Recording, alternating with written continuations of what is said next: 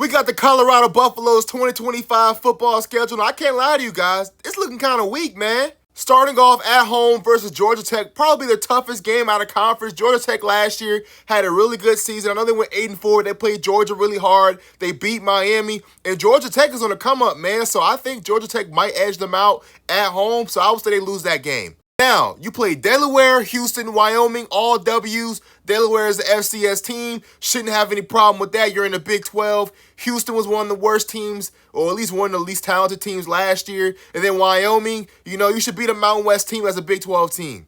And now we're 3-1 going into BYU. And honestly, I might give this to BYU. BYU's had their number the last few seasons, and I think BYU's a strong team. They've always been strong. So I'm going to give BYU that win. TCU, Iowa State, and Utah. TCU should be a win. Iowa State, I think that will be a win as well. I think Iowa State's kind of falling off. Utah should be a win as well. Utah didn't have the strongest season last year.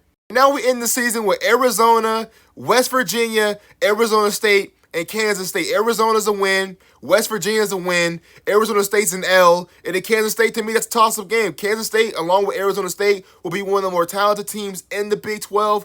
And it's at Kansas State. I want to give Kansas State the edge, but I think they're more evenly matched than Colorado is with Arizona State. So I'll give them the win over Kansas State as well.